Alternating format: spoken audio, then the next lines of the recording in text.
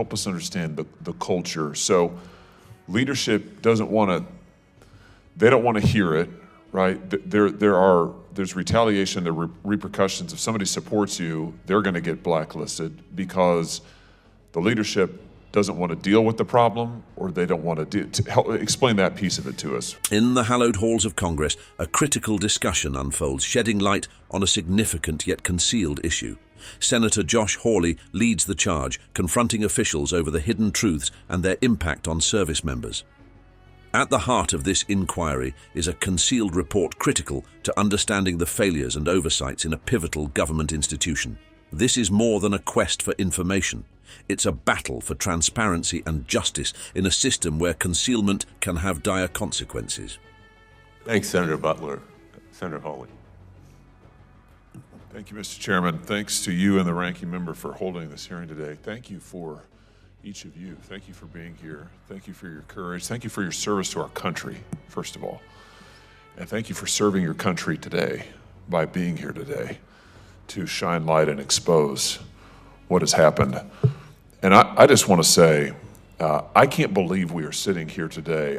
First of all, words fail me in saying what has happened to each of you and offering condolences. That doesn't begin to cut it. But I also just cannot believe that the extent of the cover-up for years and years and years and years. And I also can't believe, Mr. Chairman, that the Coast Guard has had this report since 31 January 2020, and they sit on it for 3+ years and deliberately conceal it from us. I mean, deliberately conceal it. Ms. Morrow, I wanted to ask you about something you said in your written testimony. I cannot imagine what this was like for you. You said you found out from CNN that your case was included in Operation Fouled Anchor. I just want to read what you said here. Not from an Academy representative, not from CGIS, not from Congress. The news was broken to me by the press over the phone while I was wiping my child's runny nose. Because otherwise we probably still wouldn't know about it. But just tell us what that was like, to get a call and to say, hey, by the way, there's this report that you've never heard of and your case is in it, and do you have a comment? Yes, I have several. I would like to start by saying that I wish I could put that whistleblower on my Christmas card list for the rest of my life.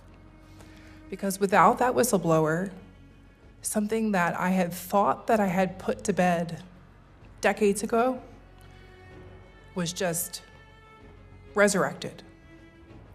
I have been minding my own business the last several decades. I left the academy, haven't had careers like the other ladies up here. I am living a blissfully average life with my husband and my children in Tennessee.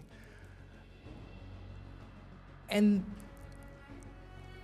in a mom bun and like dirty leggings, my very good friend sent me a link in my text messages saying, look at the CNN article. Weren't you at the academy during this time period?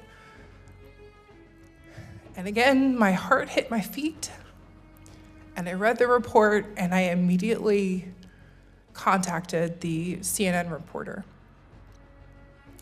She immediately contacted me back and said, I've been looking for you. Your name is in this report. I've been looking for you.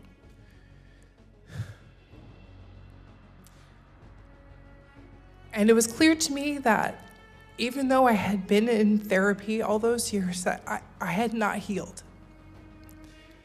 And like I mentioned in my testimony, I was wiping my son's runny nose with my phone up to my ear like this, listening to her tell me this. And I still don't have words. I've been suffering since June, since I heard. Hawley intensifies the discussion, accusing authorities of deliberately hiding crucial information from Congress and the public. The revelation about the report's intentional concealment brings a new level of urgency and outrage to the proceedings.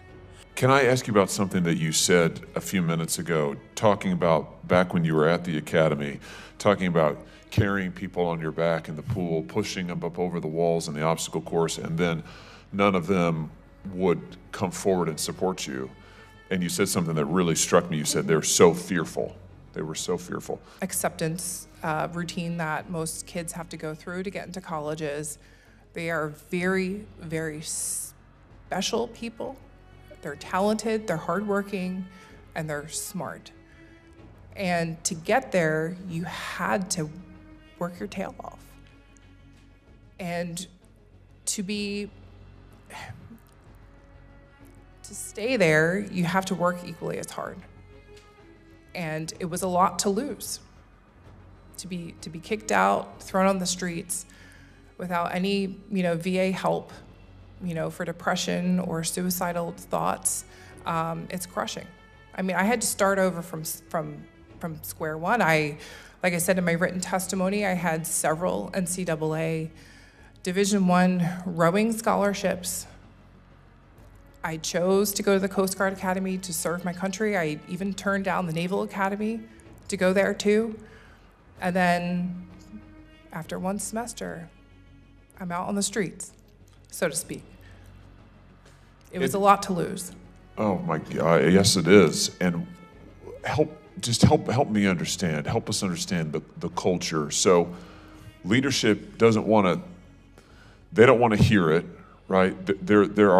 There's retaliation, there are repercussions. If somebody supports you, they're going to get blacklisted because the leadership doesn't want to deal with the problem, or they don't want to help explain that piece of it to us.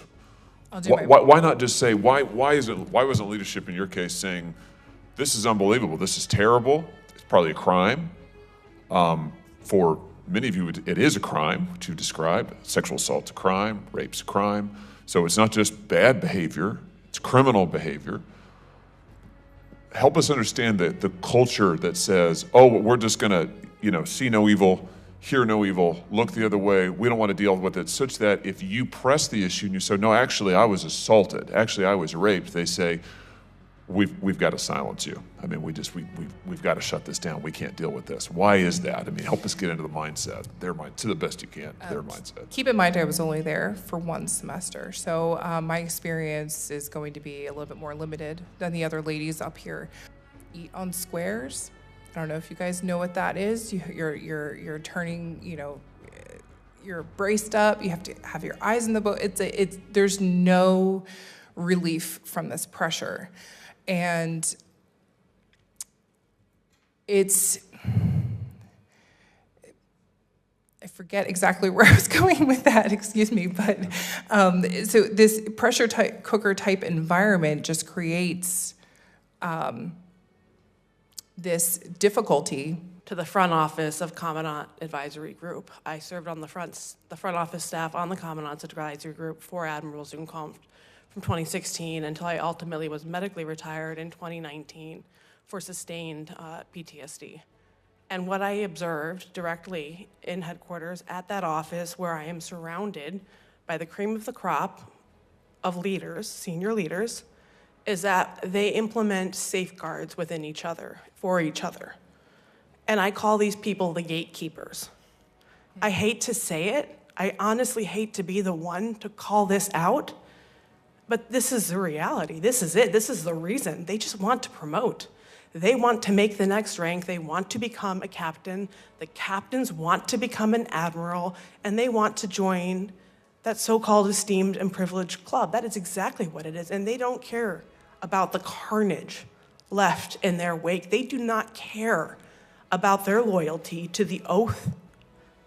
They don't care. And yet this organization, these senior leaders who are still here, refuse to do something they could easily do tonight. Should Admiral Fagan be genuine in her ability and her action to do something, she could recall every single one of those senior leaders tonight. She could charge them under her authority given to her via the UCMJ, and she could hold them accountable. But the unspoken and the unwritten rule that I have learned from my own experiences. As the hearing draws to a close, the gravity of the concealed report and its implications hang heavily in the air.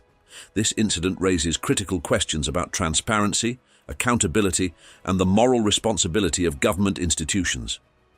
Senator Hawley's determined pursuit of the truth underscores the need for further investigation and accountability.